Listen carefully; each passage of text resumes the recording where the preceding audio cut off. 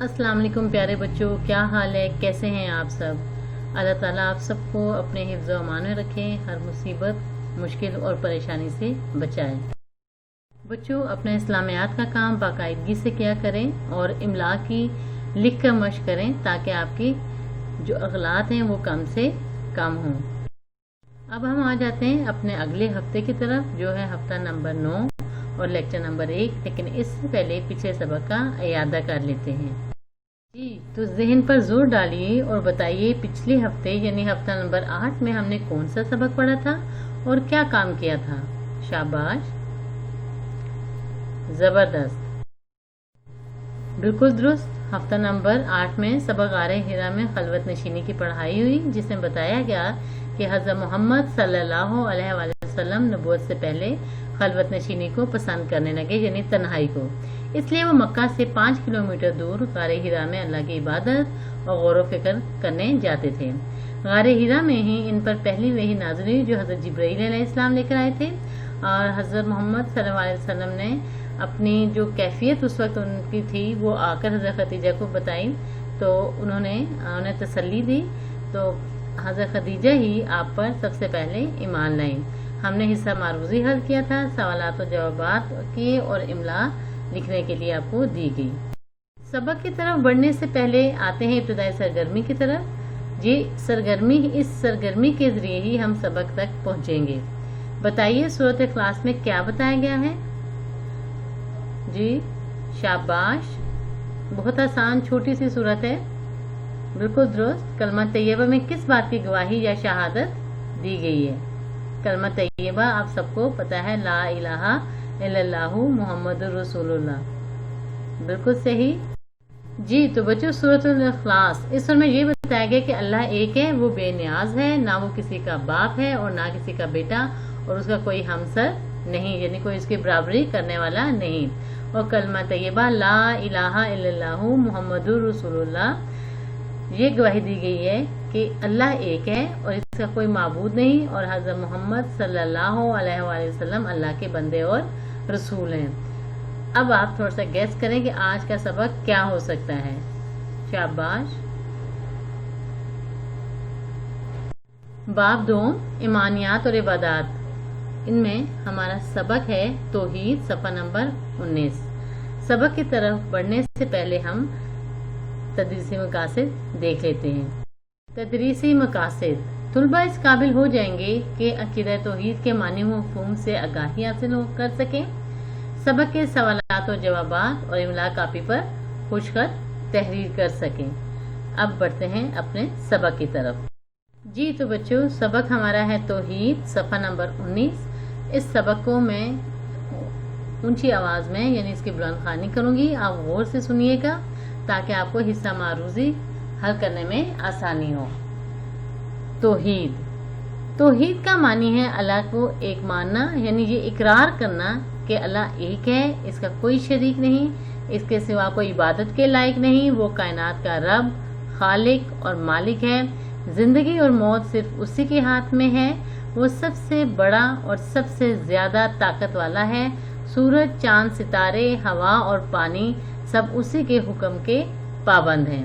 अब बच्चों इस पैराग्राफ में क्या बताया गया है कि पूरी कायनात का मालिक अल्लाह ताला है, अल्लाह के सिवा कोई इबादत के लायक नहीं है, वो इसका मालिक है, खालिक है, राज़िक है, अर्श और फर्श का मालिक है, ज़िंदगी और मौत उसके हाथ में, वही ज़िंदगी देता है, वही मौत देता है, सूरज, चांद, सितारे, मौसम, हर चीज़ जो है उसके हुक्म की पाबंद है, उसके हुक्म से ही मौसम बदलते हैं, सूरज अपने वक्त पे निकलता है, अल्लाह ताला के हुक्म से। ये सारी चीज़ें अल्लाह ताला के हुक्म की पाबंद हैं, और अल्लाह ताला एक है, वाहिद है, वो यकता है, और ये हम दिल से इकरार हमने करना है कि अल्लाह ताला एक है, उसका कोई शरीक नहीं है।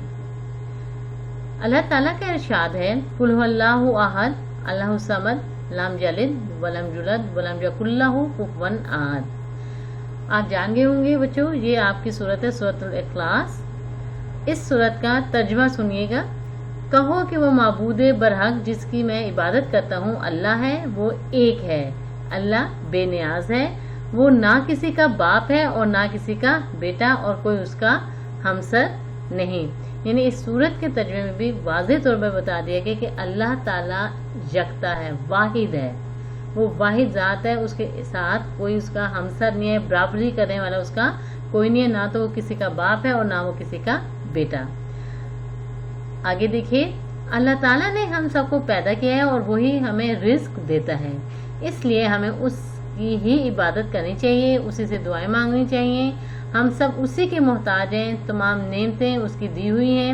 اللہ تعالیٰ تمام خوبیوں کا مالک ہے، وہ ہر عیب اور ہر خامی سے پاک ہے۔ اللہ تعالیٰ پر ایمان لائے بغیر کوئی شخص مسلمان نہیں ہو سکتا۔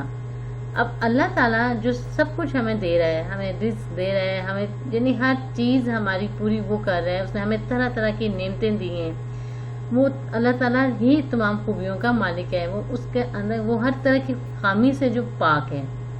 تو اللہ تعالیٰ پر جو ایمان لاتا ہے وہ مسلمان ہے، اور جو ایمان نہیں لاتا وہ مسلمان نہیں ہے۔ توحید کا مطلب ہے ایک، اللہ تعالیٰ کو ایک ماننا اور دل سے اقرار کرنا کہ اللہ تعالیٰ ایک ہے۔ اب بچوں ہم حصہ معروضی کی طرف بڑھتے ہیں۔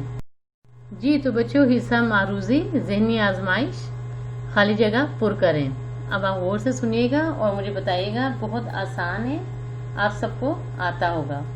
اللہ تعالیٰ ڈیش ہے، اس کا کوئی شریک نہیں۔ کیا آئے گا اس خالی جگہ میں؟ اللہ تعالیٰ ایک ہے، بالکل درست۔ نمبر 2، وہ کائنات کا ڈیش ہے۔ کیا ہے وہ پوری کائنات کا؟ مالک ہے، خالق ہے پوری کائنات کا۔ آپ کچھ بھی لکھ سکتے ہیں، یا مالک لکھ لیں، خالق لکھ لیں۔ نمبر 3، تمام مخلوقات کو ڈیش دینے والا صرف اللہ تعالیٰ ہی ہے، تمام مخلوقات کو روزی دینے والا، رزق دینے والا۔ نمبر 4، اللہ تعالیٰ نہ کسی کا ڈیش ہے اور نہ کسی کا بیٹا۔ جی بالکل درست، باپ، خالی جگہ میں کیا آپ لکھیں گے؟ باپ۔ ہمیں اس کی نعمتوں کا ڈیش کرنا چاہیے۔ کیا کرنا چاہیے ہمیں؟ اس کی نعمتوں کا شکر ادا کرنا چاہیے، بالکل صحیح۔ اب آئیے کالم الف کو کالم بے سے ملائیں۔ اب کالم الف میں پہلے الفاظ سارے پڑھتے ہیں۔ توحید، توحید کا میں نے آپ کو بتایا مطلب کیا ہے، ایک، خالق، زندگی اور موت، عبادت، اللہ تعالیٰ۔ یہاں پہ دوسری سائڈ پہ دیکھیے، اللہ تعالیٰ کی بندگی کرنا، سب سے زیادہ طاقت والا، اللہ تعالیٰ کو ایک ماننا، صرف اللہ تعالیٰ کے اختیار میں ہے، پیدا کرنے والا۔ جی تو توحید کس کے ساتھ جائے گا؟ بالکل صحیح، اللہ تعالیٰ کو ایک ماننا۔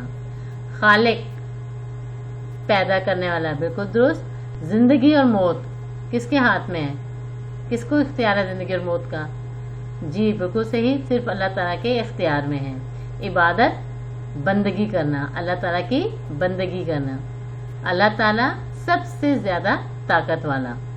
اب آ جائیے غلط درست، ہمارے پاس 4 آپشن دی گئی ہیں، آپ نے غور سے سننا ہے سوال اور بتانا ہے کہ کون سی آپشن ٹھیک ہے۔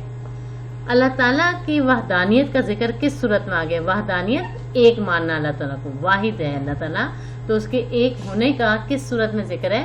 سورۃ الاخلاص، بالکل درست۔ لفظ عبادت کے کیا معنی ہیں؟ ابھی ہم نے جب کالم ملائے اس میں بھی یہ آیا ہے، عبادت کو کس نے ہم کے ساتھ میچ کیا ہے؟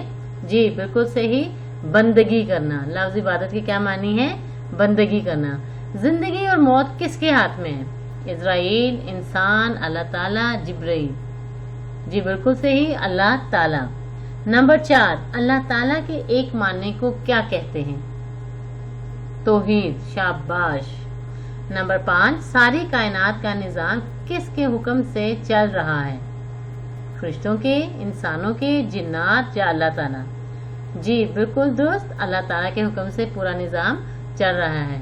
بچوں آپ سبق کو ایک دفعہ پھر غور سے پڑھیں گے۔ اب حصہ معروضی کے یہ جو 3 آپ کے پاس حصے ہیں ان کو اچھی طرح سے یاد کریں تاکہ آپ کو امتحان میں آسانی ہو۔ اب آئیے سبق توحید کے املا کے الفاظ کی طرف۔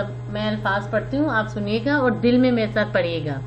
توحید، ماننا، شریک، خالق، مالک، کائنات، پابند، زندگی، لائق، طاقت، خوبیوں، خوبی کی جمع ہے، اچھائیاں، حکم، ارشاد، سورج، خامی، معبود، برحق، بے نیاز، عبادت، رزق، دعائیں، ہمسر یعنی برابری کا نعرہ، محتاج، عیب خامی۔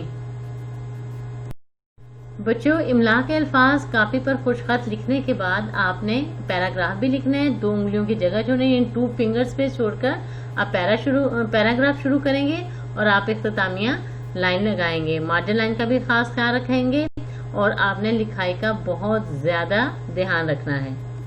اب آتے ہیں مشقی سوالات کی طرف۔ ہمارے پاس 5 سوالات ہیں، پہلے 2 سوال آپ کاپی پر کریں گے اور باقی جو سوال ہیں وہ یاد کریں گے۔ یا تو آپ 5 سوال ہی کریں گے، امتحان میں کوئی بھی سوال آ سکتا ہے، آپ پر کام کا بوجھ کم سے کم ہو لکھنے کا، اس لیے ہم نے 2 سوالات دیے ہیں تاکہ آپ انہیں کاپی پر لکھ سکیں، یہ بھی مشق جاری رہے۔ سوال نمبر 1، توحید سے کیا مراد ہے؟ آپ کو سبق میں پہلی 2 لائنوں میں بتایا گیا توحید سے مراد کیا ہے، ایک ماننا اللہ تعالیٰ کو۔ سوال نمبر 2، اللہ تعالیٰ پر ایمان لانے سے کیا مراد ہے؟ سوال نمبر 3، ہمیں دعا کس سے مانگنی چاہیے؟ سوال نمبر 4، سورۃ اخلاص میں اللہ تعالیٰ کی کون سی صفات بیان کی گئی ہیں؟ سوال نمبر 5، جب اللہ ہم سب کا خالق ہے تو ہمارا کیا فرض بنتا ہے؟ آپ نے ان تمام سوالات کو اچھی طرح یاد کرنا ہے۔ بچوں یہ 2 سوالات ہیں، دیکھیں ان کے جوابات بھی ساتھ دیے گئے ہیں۔ توحید سے کیا مراد ہے؟ انتہائی آسان۔ توحید کا مطلب ہے اللہ تعالیٰ کو ایک ماننا، یعنی یہ اقرار کرنا کہ اللہ ایک ہے اور اس کا کوئی شریک نہیں۔ بہت آسان، سبق کو 2 سے 3 دفعہ جب پڑھیں گے تو آپ کو جواب یاد ہو جائے گا۔ سوال نمبر 2، اللہ پر ایمان لانے سے کیا مراد ہے؟ انتہائی آسان، اللہ تعالیٰ پر ایمان لانے سے مراد یہ ہے کہ وہ واحد ہے۔ واحد مین ایک، یکتا، اکیلا، اس کا کوئی شریک نہیں ہے، اس کے سوا کوئی عبادت کے لائق نہیں، وہ پوری کائنات کا مالک اور خالق ہے، زندگی اور موت اسی کے ہاتھ میں ہے۔ اللہ پر ایمان لائے بغیر کوئی شخص مسلمان نہیں ہو سکتا۔ یہ بیٹا آپ نے اچھی طرح سے دونوں سوال یاد بھی کرنے ہیں، ساتھ لکھنے بھی ہیں۔ آپ نے 5 کے 5 سوال یاد کرنے ہیں۔ یہاں پر آپ کے جو 5 کے 5 سوالات ہیں ان کے جوابات دے دیے گئے ہم نے، آپ ان کو یہاں سے یاد کریں، کہیں نہیں آپ کو سمجھ آتی آپ ہم سے رابطہ کیجیے گا۔ اب آتے ہیں ہم اپنے گھر کے کام کی طرف۔ آپ نے سبق توحید کی 2 سے 3 دفعہ کسی بڑے کی نگرانی میں اچھی طرح پڑھائی کرنی ہے۔ ایک صفحے کا چیپٹر ہے آپ کا، آپ آسانی سے کر سکتے ہیں۔ سبق غار ہیرا، بیٹا جو غار ہیرا چیپٹر ہے جو ہم نے ویک 8 ہفتہ نمبر 8 میں پڑھا تھا، اس کے جو دیا گئے املا کے الفاظ دیے گئے وہ آپ نے زبانی یاد کرنے اور آپ کی والدہ آپ کی املا وہ کاپی پر لیں گی۔ اس کے بعد آپ نے سبق جو توحید ہے اس کی املا جو میں نے ابھی آپ کو الفاظ اور پیراگراف دے یہ کاپی پر خوش خط لکھنے اور ریڈ رجسٹر پر لکھ کر مشق کرنی ہے۔ مشقی سوالات میں سے سوال نمبر 1 اور 2 کاپی پر کریں اور 3، 4، 5 یاد کریں۔ زیادہ 5 کریں گے لیکن لکھیں گے 1 اور 2۔ اپنا کام باقاعدگی سے کر کے چیک کرنے کے لیے بھیجا کریں۔ تمام سوالات کے جوابات یاد کریں اور ریڈ رجسٹر پر لکھ کر مشق کریں۔ املا کی مشق ضرور کریں، ناظرہ کی ساتھ ساتھ تیاری کریں۔ ناظرہ کے ساتھ ساتھ تیاری کریں، صورتیں، کلمے، دعائیں ساتھ ساتھ یاد کریں اور اپنے جو اسباق ہم پڑھ چکے ہیں ان کو بھی ساتھ ساتھ روز ایک دفعہ پڑھ لیا کریں۔ بچوں اپنا بہت زیادہ خیال رکھیے گا، کام آپ دھیان سے کیجیے گا۔ اللہ نگہبان۔